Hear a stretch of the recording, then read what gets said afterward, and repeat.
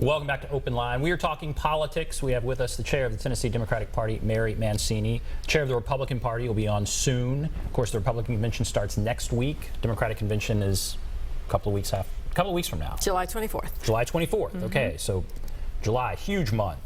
All right, let's take another call here and then I have some other questions. Tommy, go right ahead. It's Tony, actually. Is it Tony? I'm sorry. I don't really have a question, but I think the problem that people are having is that they seem to be voting against their own interests in Tennessee. And I've voted since I was 18. I'm 15 years old. And I really don't understand why people take the Republicans at their word, and they seem to just want to be against everything the Democrats are for.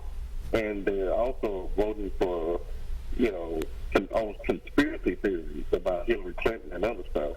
It's not really based in fact of why they don't like us. So that was my only comment. Okay. All right. Thank you. Thank you for the call, Tony. Thank you. What do you think about that? I think that's been, a lot of people have said that people are voting against their own economic self-interest. I've heard that a lot. I think Democrats have to give people a reason to vote for them. And I think that is differentiating ourselves from the Republican Party, because we are very different from them, right? And so we need to give people a choice between, Democrats and Republicans by standing up for what our democratic values are, for believing in progress, for wanting to make people's lives better as a whole, and to stand strongly for that.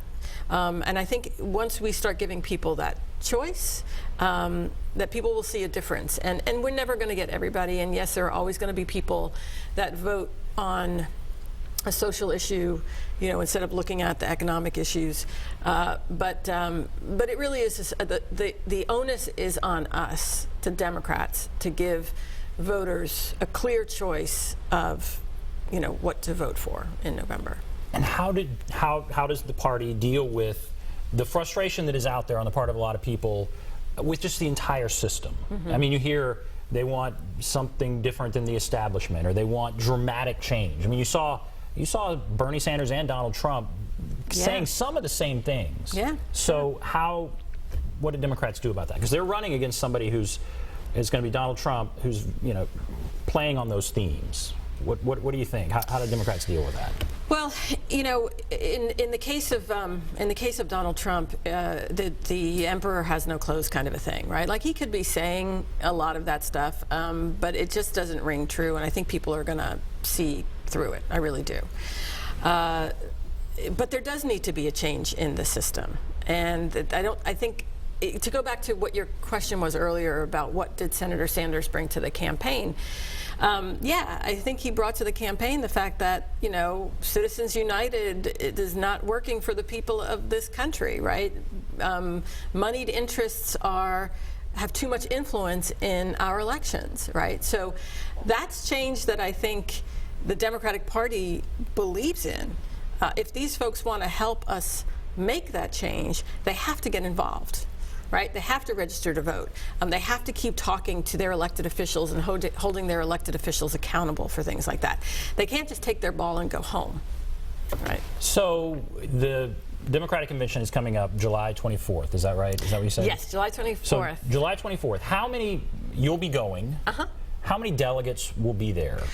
We have 76 delegates. From Tennessee. Okay, so Tennessee. 76 from delegates. All across the state of Tennessee. From all across the state of Tennessee. Mm-hmm. Are they all committed to are they all committed to Hillary Clinton, or how does that work? No. So the process, when you run to be a delegate from the very beginning, and we choose them not on the ballot but in caucuses. So we have 2 caucuses that happen, one right after the other in 1 week, and then a week later we have a county level convention, and so the people that run at that county level convention get elected to go to the congressional district level convention.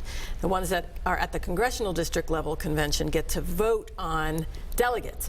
It's all very confusing. It took us months to get it straight. Long story short, people run to be a delegate for one candidate or another. Right. And those candidates depend, the number of delegates for each depend on what our primary vote was. So I don't know the percentages exactly, but obviously Hillary Clinton got more delegates than Bernie Sanders did. Martin O'Malley didn't get any delegates at that time.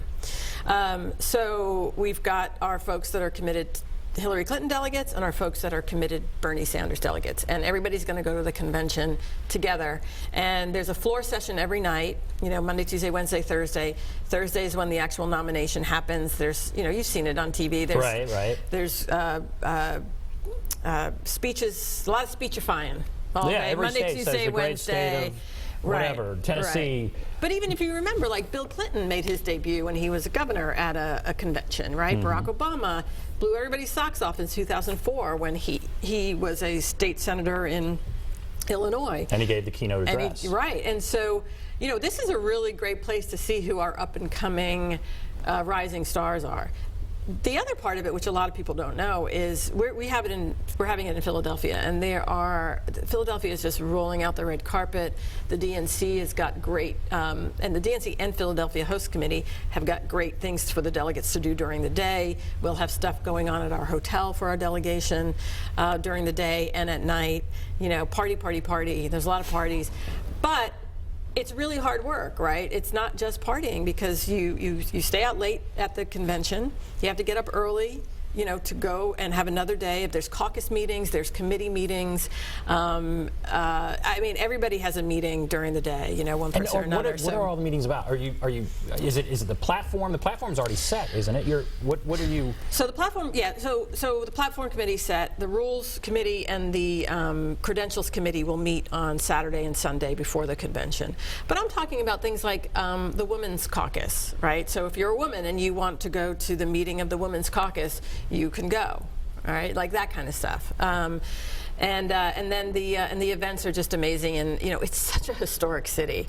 I'm beyond thrilled that we're having it in Philadelphia because there's so much American history in that city, and to have the convention there is just really exciting. So if we watch on TV on that night when they say the great state of Tennessee casts all of its delegates, or what, who's going to make that? Who's going to stand up and say that? Do we know yet? No, you're looking for a scoop. I'm not giving you that scoop. Because that's always fun to see. It's always fun, yeah. So is that already decided, or do you decide at that moment? Like, did they vote, or there's a pretty good idea? There's probably a pretty good idea. I'm not telling. Sounds like there's a good idea. All right, see, that's very interesting. Okay, we'll take a break.